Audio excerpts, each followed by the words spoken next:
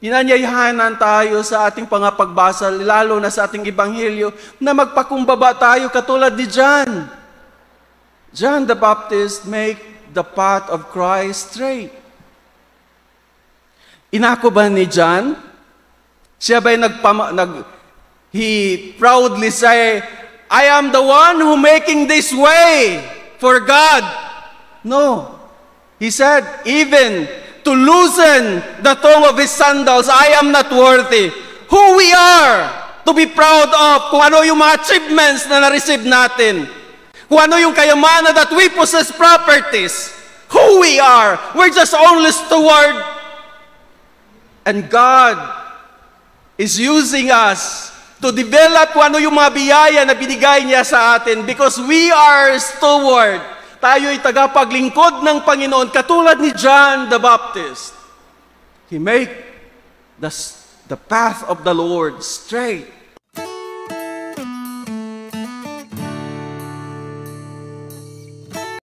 The Lord be with you. And with your spirit. A reading from the Holy Gospel according to Mark. Glory to you, O Lord.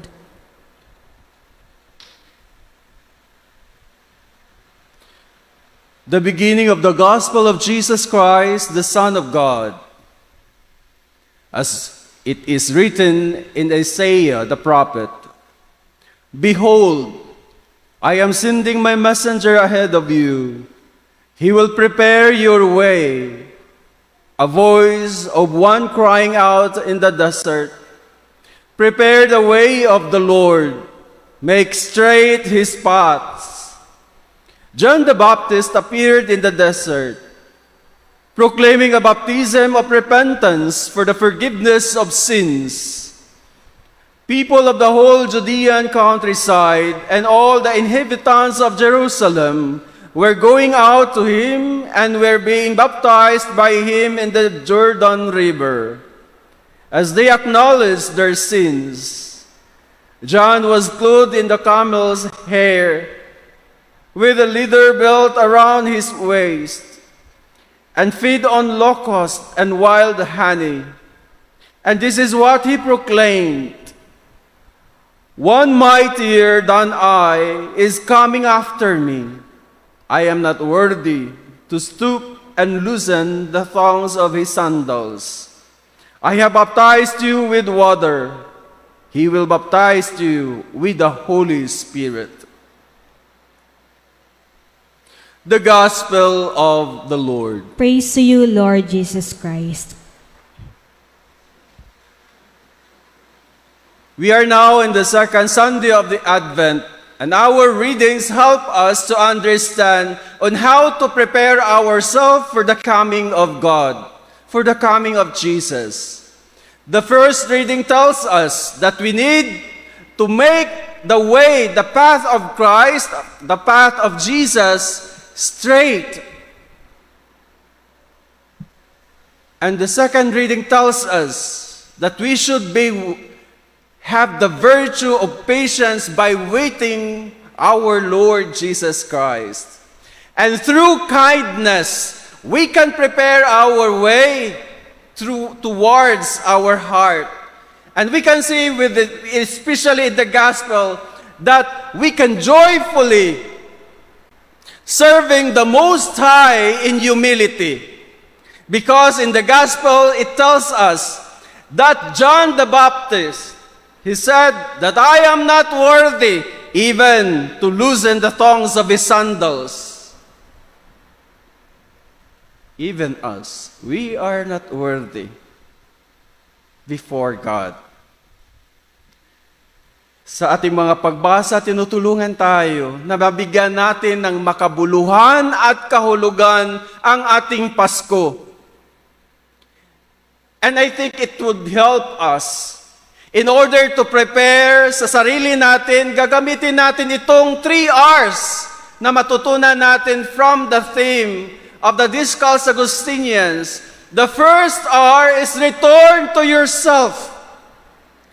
By returning ourselves, we must know and acknowledge who we are.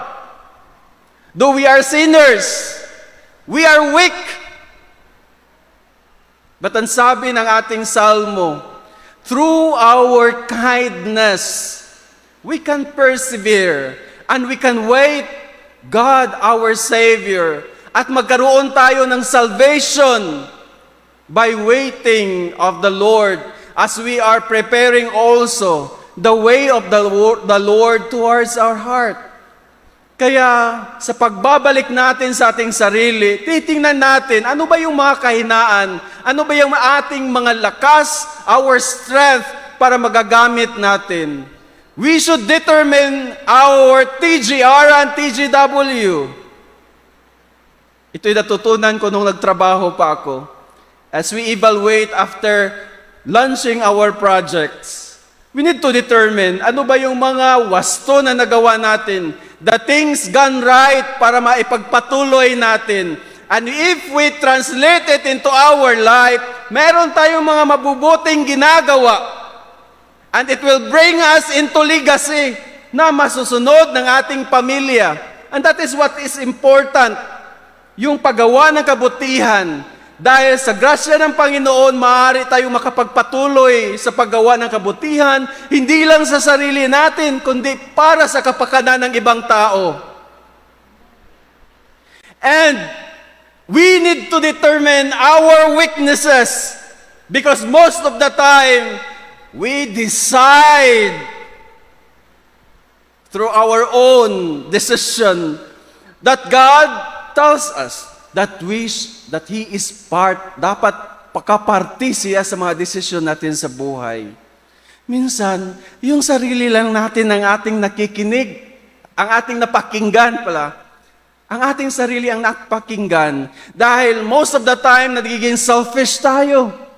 Ang gusto ng Panginoon na we should be Christ-centered. Na sa mga desisyon na ginagawa natin sa buhay, kaparte ang Panginoon, we should reflect kung ito'y naaayon ba sa kalooban ng Panginoon. Kaya most of the time, if we encounter problems, we complain. Sabihin natin, Panginoon, ako'y nagsisilbi sa simbahan, ako'y nagdodonate sa simbahan. Bakit palagi ito naman ang naramdaman ko? Bakit itong asawa ko? Bakit he is unfaithful to me? Bakit itong mga anak ko nagiging pasaway at pasanin, nagiging cross sila sa akin? Bakit ako lubog sa utang? Bakit palaging failure yung aking mga desisyon sa buhay?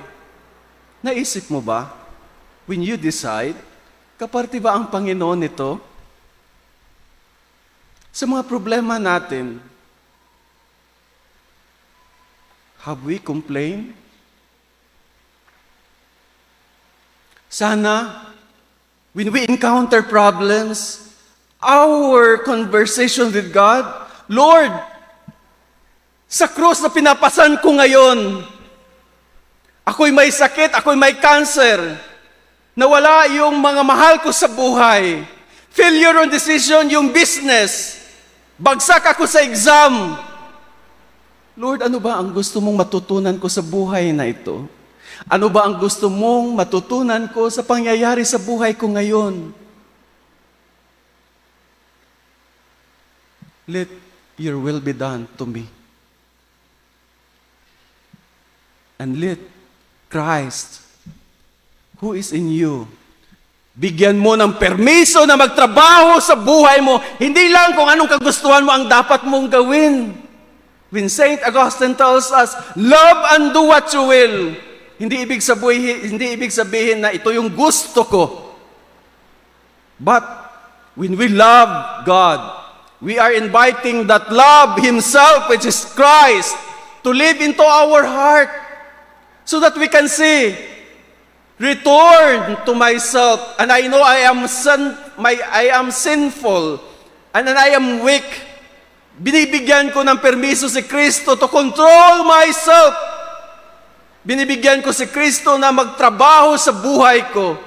Dahil sa aking kahinaan, tutulungan ako ni Kristo na gawin yung kagustuhan at kalooban ng Panginoon para sa akin. Para malampasan ko ano man itong krus na pinapasan ko. Sana ganun din tayo. The second Sunday of Lent, the second Sunday of Advent, inviting us, challenge us to humble ourselves so that we can go back to ourselves. We can return to ourselves. What are those things gone wrong? TGW. These are our weaknesses. If we translate it into our life, yun ang sinasabi ko na nagkakamali tayo. Concupiscence for St. Augustine. He tells us that we have this inclination and potential na magkakamali tayo. Kaya, anuman yung kahinaan natin, we bring it to the Eucharist and the table. And we offer it to the foot of the cross. Dahil dito, yung kahinaan natin as our intention na sana mawasto ko ito at magiging strength. Hanapin natin ang sarili natin sa Panginoon. Hindi natin hanapin yung sarili natin sa mundo. Dahil kung doon natin hahanapin, katulad ni San Agustin noong siya ay hindi pa converted, he looked his self, his happiness around the world. I mean, tinitingnan niya, hinahanap niya yung sarili niya sa mundo. Yes, naranasan niya. Because for St. Thomas, our goal in life is to be happy. And for St. Augustine, he find it around in the world. And he find it. But this happiness is just only temporary. Hahanap pa rin tayo.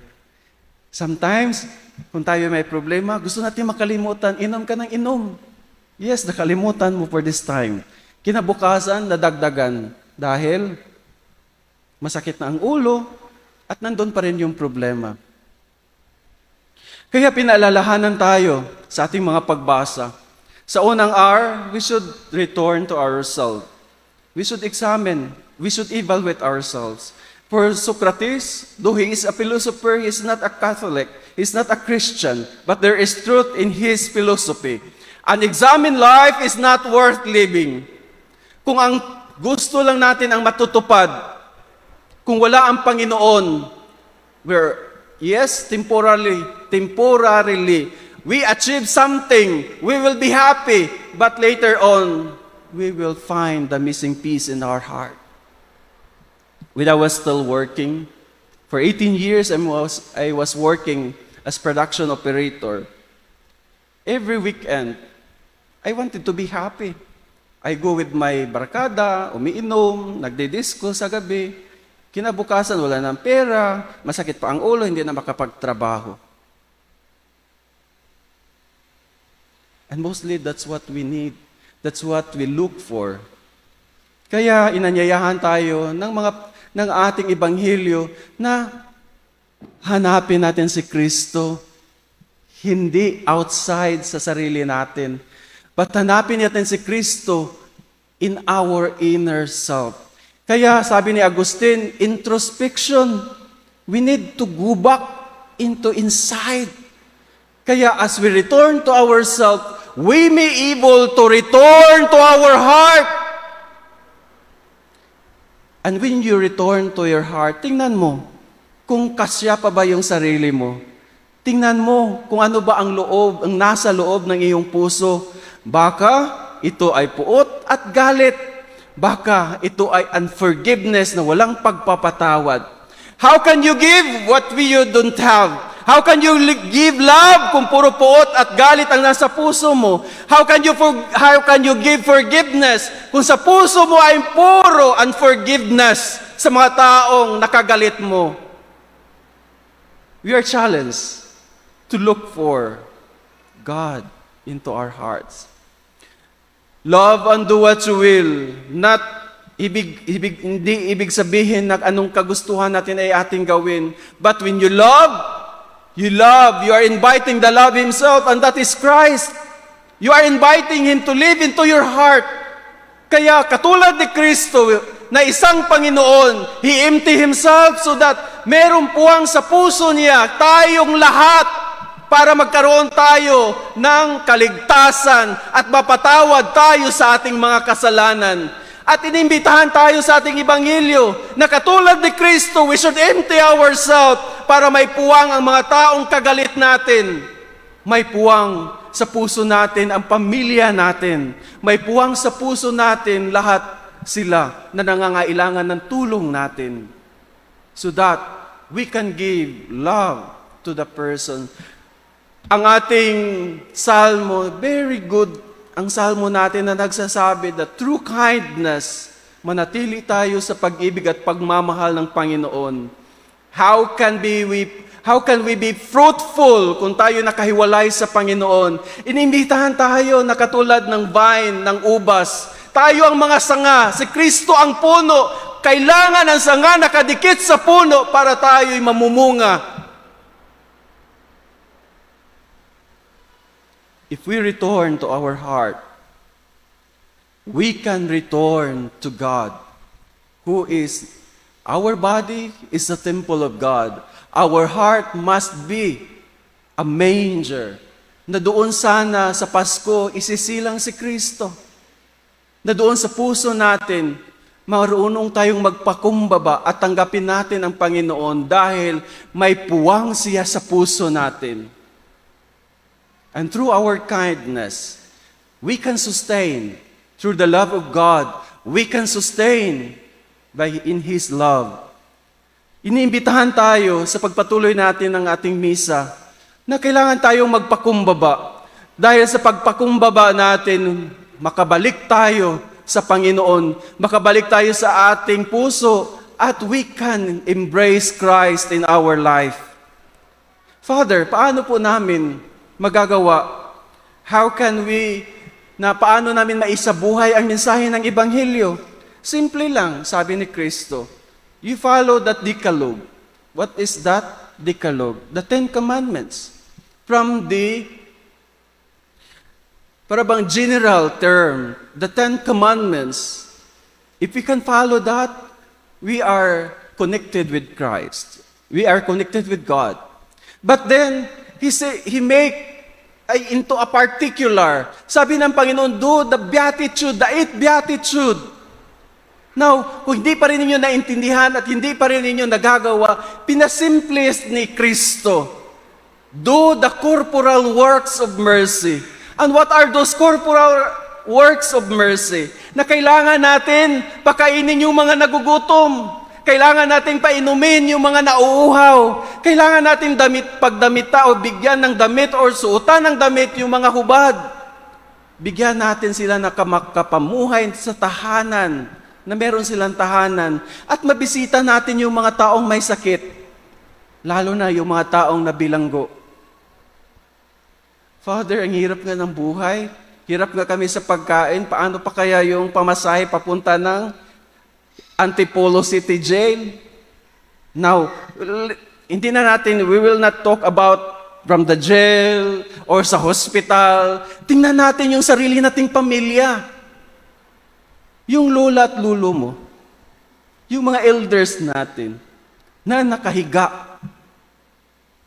Pinakain mo ba? Inalagaan mo ba? Yung mama mo, nangangailangan ng iyong pagmamahal, inalagaan mo ba siya at minamahal mo? Ikaw ba'y nagkaroon ng to widen your understanding sa mga pangangailangan ng ina mong nakaratay sa higaan? Pinapakain mo ba siya? Pinapainom mo ba siya? Mga magulang, may mga pangangailangan ng iyong mga anak. Hindi lang material na bagay ang kailangan nila, but they need your love at pag-aaruga and guidance. Have you done your responsibility, your children? Sa mga kabataan ngayon, sa mga anak ngayon, though we are using our cellphone na dapat gagamitin natin itong technology, we should not slave to that technology. That technology, we discover that because of our intellect. Ito yung grasya ng Panginoon para mas magiging mapadali yung pamumuhay natin sa mundo. Do not be slave of technology, but control that technology para sa kabutihan at iwasto yung mga mali na nagawa. Ikaw, anak, that you are playing ML o ano yung mga online games, ano ang natutunan mo? Because right now, we are fading. Our Filipino values are fading because of technology. Nagmamano pa ba tayo ngayon? We are reminded, mga anak, children, to respect your parents. Maipakita lang natin ang pagmamahal sa Panginoon kung tayo'y may respeto at pagmamahal sa nakakatanda sa atin, lalo na yung mga magulang natin, that they deserve our respect, na kahit hindi man mabuti ang nagawa nila, but since they are our parents, we should respect. Dapat dito nagsimula, rooted into our heart, dahil si Kristo ay nandito sa puso natin. When we go back to ourselves, we know who we are. Ano yung mga strength natin at weaknesses natin. And by that, we can return into our heart, which is Christ living there. At binibigyan natin ng permisos ang si Kristo to work in us, to guide us, to help us. So that manatili tayong nakadikit ni Kristo. At ito yung paanyaya natin. Pinanyayahanan tayo sa ating pangapagbasa, lalo na sa ating Ebanghelyo, na magpakumbaba tayo katulad ni John. John the Baptist make the path of Christ straight. Inako ba ni John? Siya ba'y he proudly say, I am the one who making this way for God. No. He said, even to loosen the tongue of his sandals, I am not worthy. Who we are to be proud of, kung ano yung mga achievements na na-receive natin, kung ano yung kayamanan that we possess properties, who we are. We're just only steward. And God is using us to develop kung ano yung mga biyaya na binigay niya sa atin because we are steward. Tayo'y tagapaglingkod ng Panginoon katulad ni John the Baptist. He make the path of the Lord straight. At we are challenged to make the crooked path towards our heart straight by doing good deeds para sa mga tao, not only for ourselves, but sa mga tao nangangailangan ng tulong natin, sa mga taong nangangailangan ng pagmamahal natin, sa mga taong nakapalibot sa iyo, your neighbor. Who are these neighbors? These are your loved ones who wanted to be heard, na kailangan na pakinggan, arugain at mahalin. Kung nagagawa natin ito, nabigyan natin ng kahulugan at makabuluhan ang Pasko, na kung saan si Kristo ay isinilang sa sabsaban. Saan yung sabsaban? Nandito sa puso natin. Kailangan natin gawin ito because we're just only steward who love God. And by loving God, gawin natin ito sa mga taong mahal natin. Amen.